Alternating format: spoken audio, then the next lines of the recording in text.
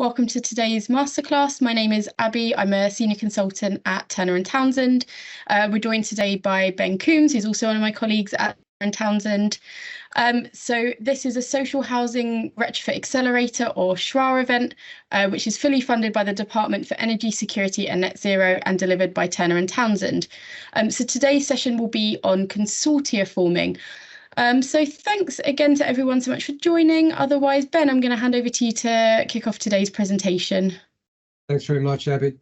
As Abby said, my name's Ben Coombs. I work with Abby and other colleagues on the Social Housing Retrofit Accelerator, and thanks to you all for attending this today. So broadly speaking, we're going to go through three different things. We're going to look at why you might form a consortium, a bit more of the nuts and bolts around how you would plan to join a consortium, and then some of the specifics around actually forming a consortium. So I think many of you will know what a consortium is, already be in a consortium, or be considering joining one. But just as a little, preemptive missive, in a nutshell, what is a consortium? It's a group of organisations who've come together for a particular purpose. So in our context, of course, we're talking specifically about a group of eligible housing providers who are coming together to apply for Social Housing Decarbonisation Fund, and potentially, hopefully, to deliver retrofit works together. So in the SHDF guidance, this has previously been defined, a consortium has previously been defined as local authorities, combined authorities, registered providers of social housing, including ALMOs, and registered charities that own social housing, led by an organisation that is eligible to lead a bid. So that might feel slightly wordy, but you get the picture. So consortia have proved a popular model in previous funding waves, and we've seen a good mix of consortia. So they've been as small as two organisations who've come together, applying to fund just a couple of hundred homes, right up to a huge consortium like the Greener Futures Partnership, who are led by Sanctuary. They secured, I think, just over £40 million and aim to retrofit nearly 6,000 homes. So I've gone over the three main topics. So to dive in, the first of the three parts. So why should you form a consortium? So it's a good idea when you're considering yourself as an organisation, as an individual, how you might convey the benefits of a consortium to your board or decision makers in your organisation, to consider, like, what are the main positives to take out of this approach. So it does take some time to get right. To be successful takes quite a bit of work behind the scenes, but there are a lot of benefits. So firstly, on the resources side of things, being able to pool your resources to make a bigger impact, this can enhance a funding application's appeal. You can put forward more homes, and you can potentially look to the funder that they're getting bigger bang for their buck. And when you look out to the supply chain, if you're jointly procuring, which you may be, and you may have your own contractors, but if you do go for the joint procurement route, larger projects can look more attractive to contractors. You can get that economy of scale, which might lead you to a more competitive procurement process and better outcomes overall. You can also look to potentially blend the property mix that you may have to address the kind of pepper potting that traditionally we've seen on retrofit programs on a local area. Again, this can look innovative, it can look attractive in a funding proposal, it can leave less homes behind in a local area, and it can, of course, lower delivery costs for contractors by concentrating the work geographically. Sharing of bid writing resources and ideas. So go into this in a little bit more detail, but certainly writing a funding application from a consortium point of view can be a lot more efficient and less intensive than doing it as a singular partner. So bid writing is a skill. Not every organisation will have a bid writing specialist or a bid writing team even. So to be able to share this burden across organisations can be helpful. Also, during the application process, when you're drafting and you're redrafting, you can discuss and give regular feedback on the application amongst your organisations, showing you different perspectives, and strength in numbers. Hopefully, you'll get a stronger bid out of that. In terms of skills, yeah, the opportunity to be more ambitious than a single organisation could potentially afford to be. This is because different organisations, as I suppose you've said in the bid writing side of things, have potentially complementary skills and service offerings. So with a joint bid, you can look more attractive to funders. You can demonstrate that across the breadth of your partnership, you've got all bases covered. But again, if you're an organisation who perhaps hasn't done a lot of retrofit in the past, then you've got the potential within a consortium to learn from peers who are further along in their decarbonisation and retrofit journey. They've been there and done it, and they've got some lessons learned, and it brings everyone up. On the flip side, if you're a larger organisation, being a lead consortium member and having on board potentially smaller organisations who've not got that experience that you might have, it does yield wider ESG benefits. So I know of at least 2 larger housing associations from previous rounds who've got a stated commitment in their environmental, social and governance strategies to help grow the retrofit market and to use their size to be like a beacon organisation in terms of decarbonising and encouraging decarbonisation efforts across a wider geographic setting. So leading a consortium is a great way to demonstrate this. So a little bit more on the benefits of being part of a consortium. So I touched a little on actually bid writing. So the resources to prepare a funding bid itself. If you've ever bid public funding before, you'll know, and quite rightly, it's not an easy process. There's a lot of work involved. So under Social Housing Retrofit Accelerator support, one of the key early aspects that we provide and we work with you on within the application process is to develop a detailed bid project plan. So this is something that sets out the extent of work needed to develop a good application, all the various stages, all the various inputs that need to be done to get you through in those weeks between agreeing to start an application and actually pressing the submit button. It's a lot of work. So you have to ask yourself, when you're considering whether to go it alone or to join a consortium, as a single applicant, would you have the resources to fully understand the scheme guidance? These documents are sometimes 70, 80 pages long, all necessary detail, but there's a lot of it. So you need to be able to understand that. You need to, as a single organisation, say, okay, we're going to dedicate a person's time for quite a significant amount of time to be able to understand this and disseminate this within our organisation. And secondly, to actually write a full and high quality application itself with all the various annexes that might be needed. You have to say, can we do that as a single organisation? Will that be as conducive to our chances of success? Remembering that funding waves are effectively competitions, they're a competitive process. Will that be as good, as fruitful as if we was in a consortia with other partners who've been there and potentially done it, and that we can pull resources from? Secondly, in quite stark terms, the bid criteria itself could lead you into saying, yes, we need to get involved in a consortium. So under previous rounds of Social Housing Decarbonisation Fund, we've obviously seen a minimum number of homes that are required by the scheme guidance. Under Wave 2.2, it was 100 homes. And so while we don't have the final guidance and criteria for the next wave yet, it's likely that there will be a minimum number again. So naturally, if you can't hit that minimum number, if you think we just don't have that many homes that we're confident enough at this stage to put forward in a funding bid, then it's likely that you'll need to join a consortium if you're not quite retrofit ready with enough homes. Naturally, joining up with peers in a consortium will ensure you meet the criteria, and so make sure you don't miss out on the next funding round.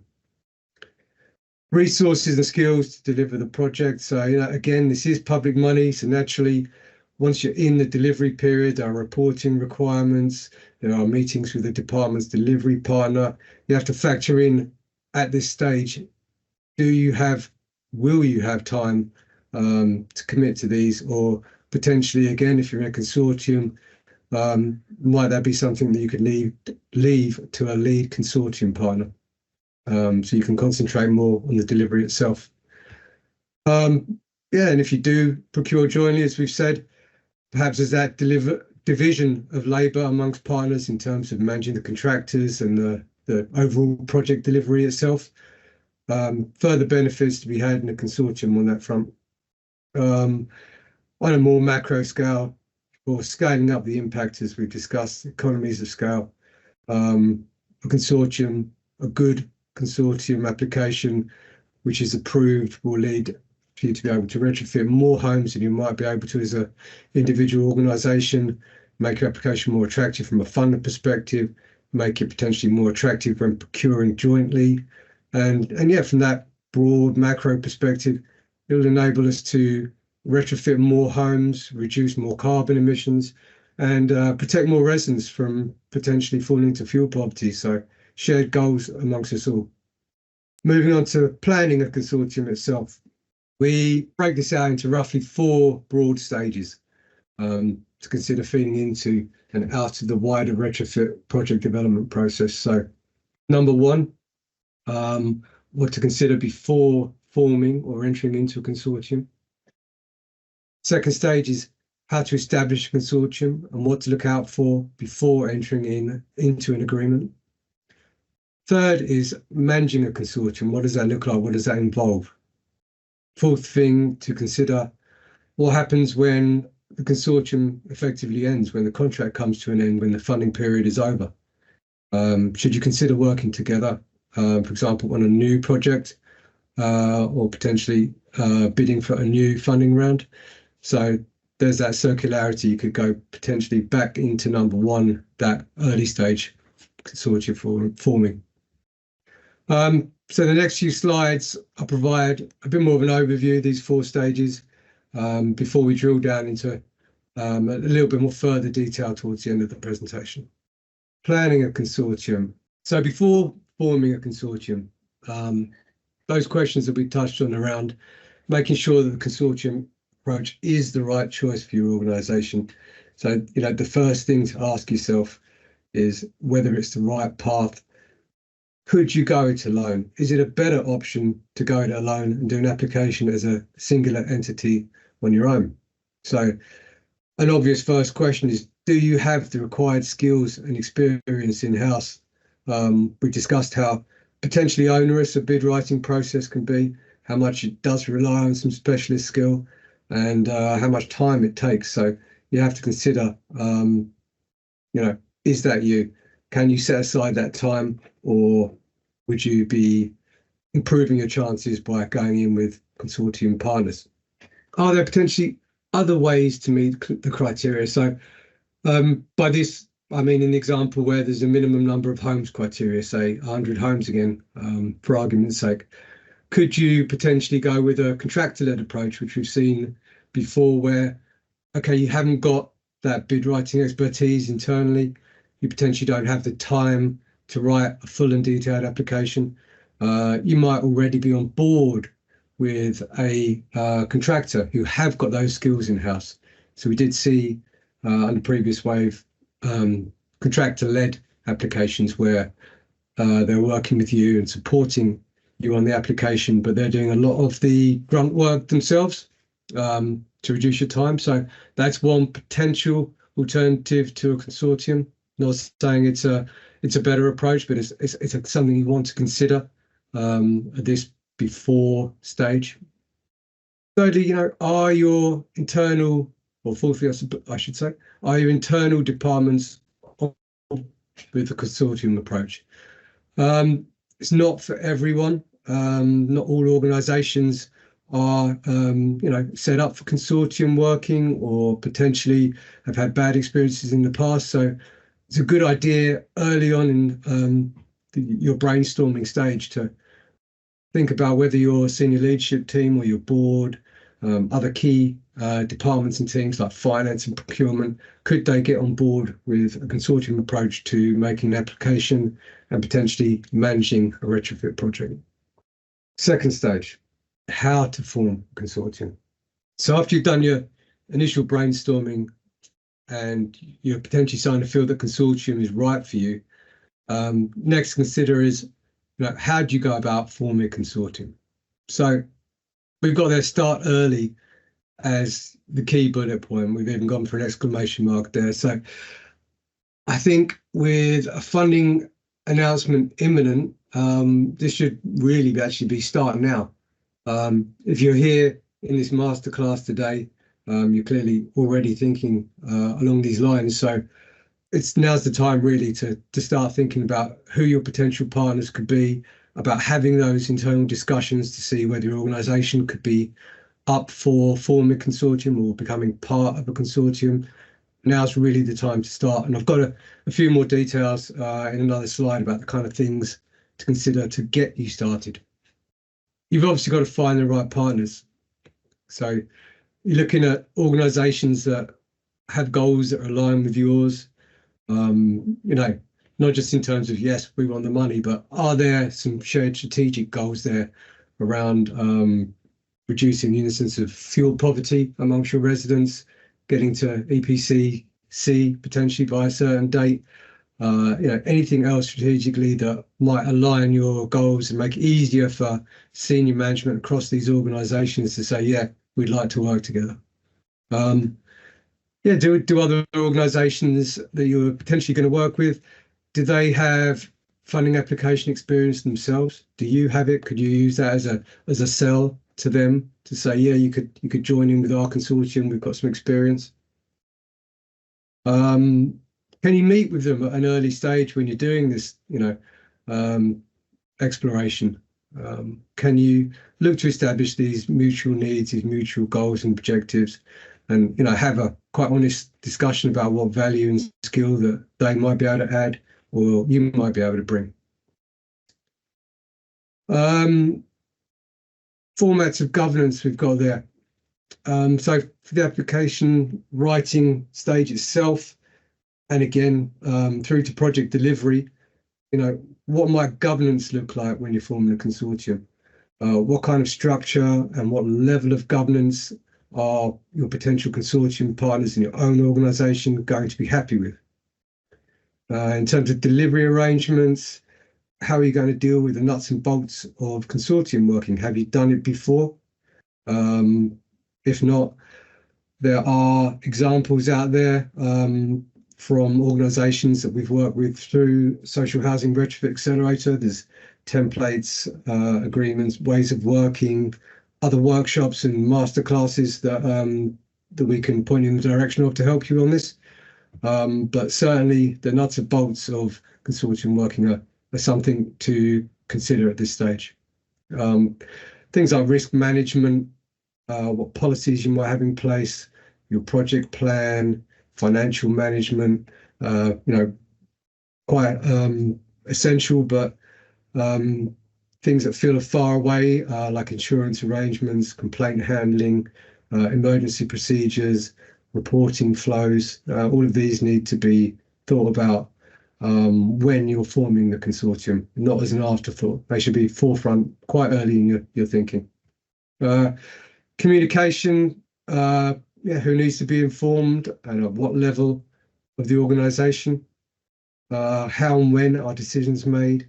Again, these things need to be agreed upon earlier on in the consortium forming process rather than later, or you could have issues down the line.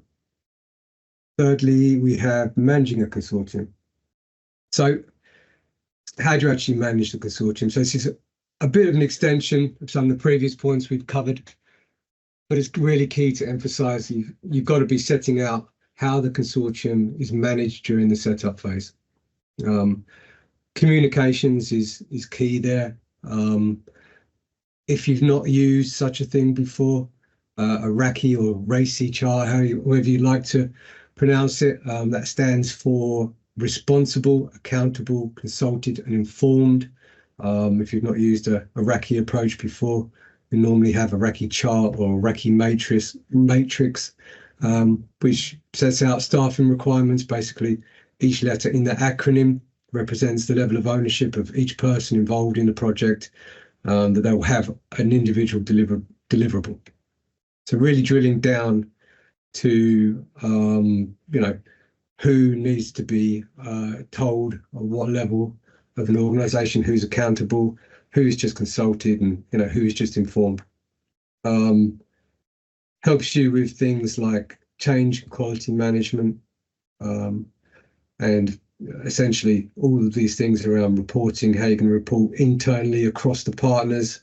You've also got to agree who's doing the external reporting, example, who attends the monthly meetings with the department's delivery partner to do the reporting on project progress, who is filling out all the quarterly, 6-monthly, end of yearly reporting on financials and project process.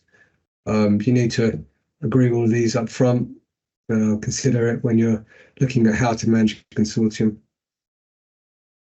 Lastly, end of contract, so that fourth stage that we looked at. So what happens when the contract comes to an end?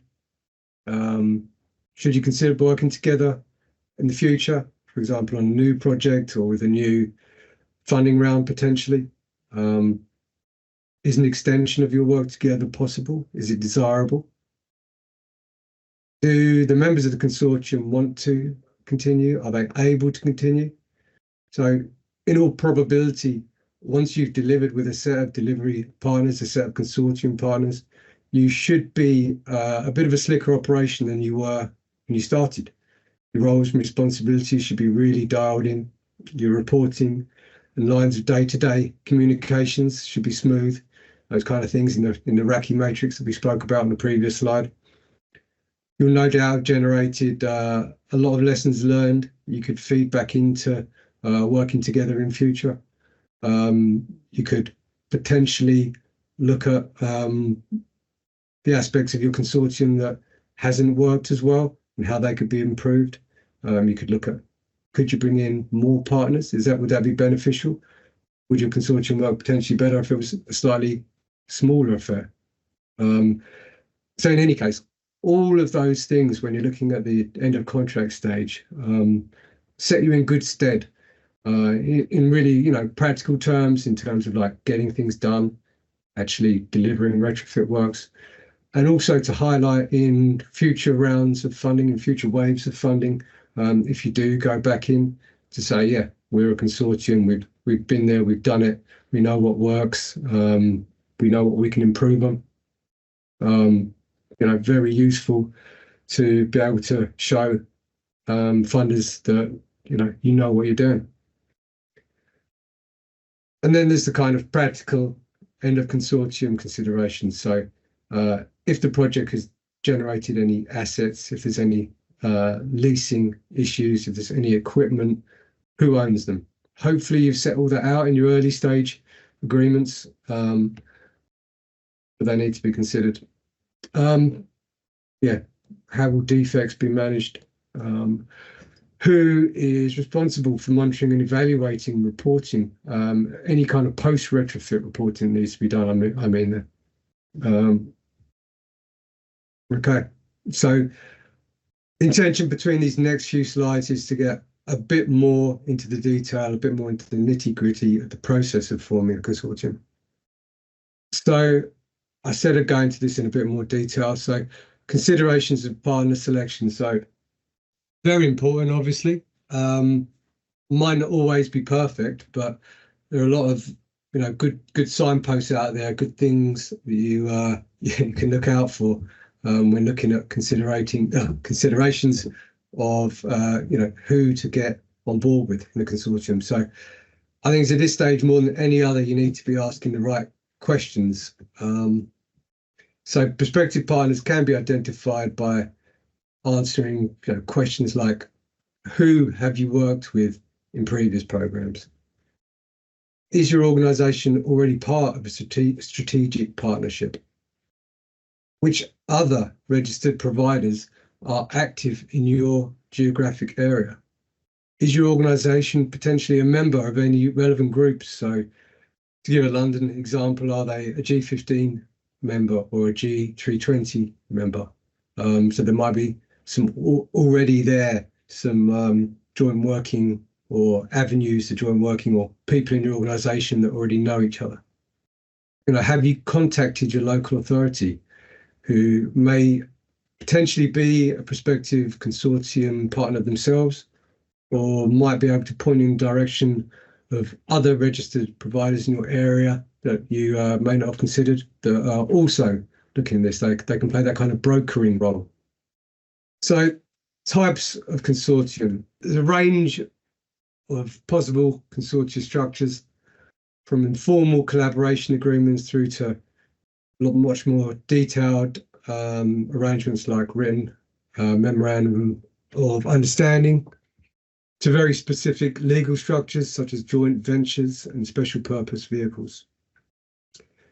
So taking the first one, so informal agreements do happen. They can be short. They potentially don't even need to be written out. There might already be some kind of governance already there between organisations. So, they do happen, but they're usually between organisations that have already worked together. Some more common we found is the memorandum of understanding approach, which I'm sure a lot of your organisations will already be familiar with. So this might be a document which sets out some clear parameters of how you work together, and it'll provide assurance once everyone has signed it. The partners are on the same page and focused on the end goal. The end goal being to apply for this funding in the case that we're looking at it, and furthermore to deliver the funding, to report it and all that goes with it. Excuse me. Lastly, there are more legally comprehensive structures set up, such as joint ventures. These tend to be used by larger organisations who've already decided that there will be a large and longer term relationship between them. There's nothing to say you can employ this approach if you felt it was right for your organisation at a smaller level, but we just don't see it as much.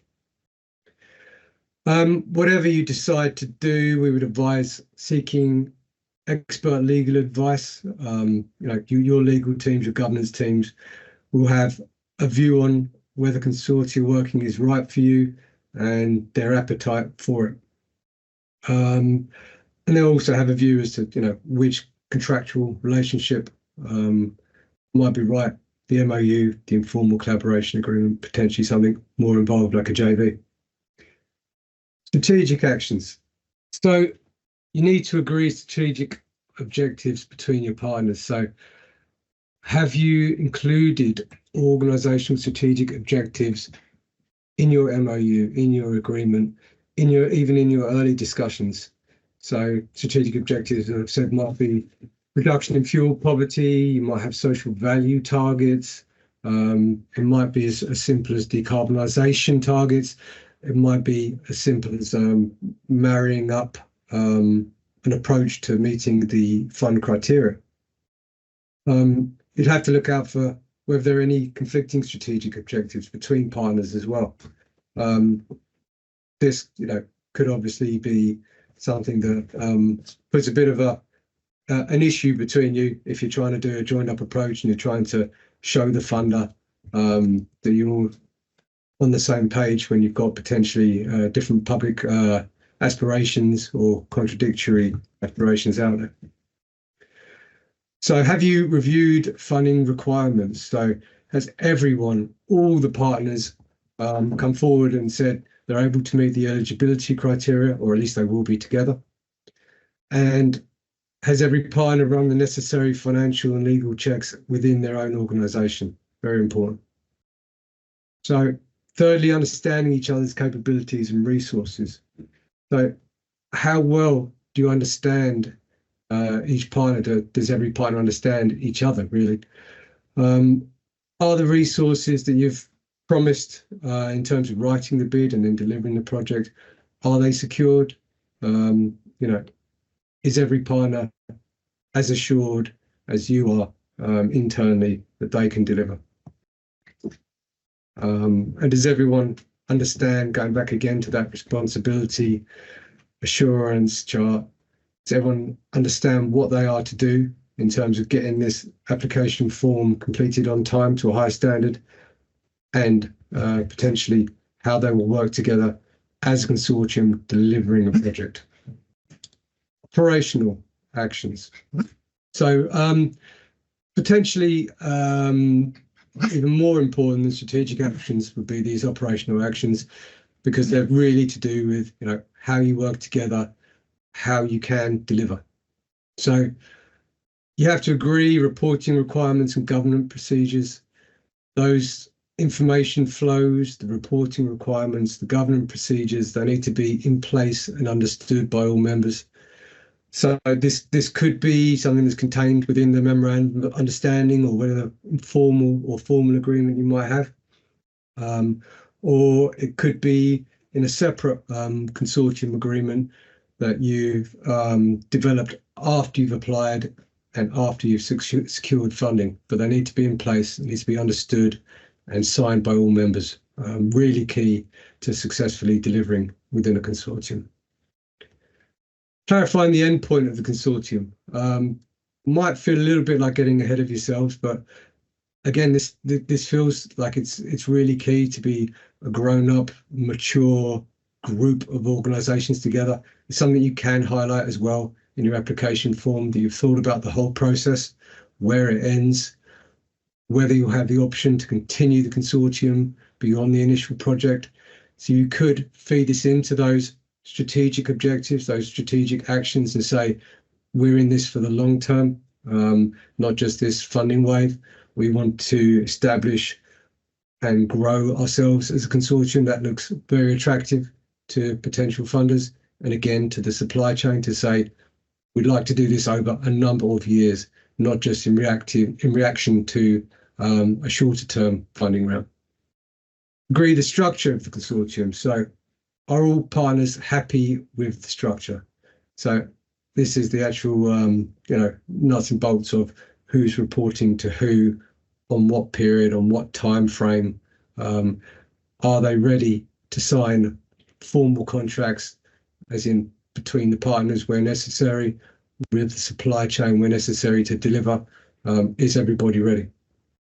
And finally, lastly, but certainly not least importance, are every partner's senior leadership team happy to proceed?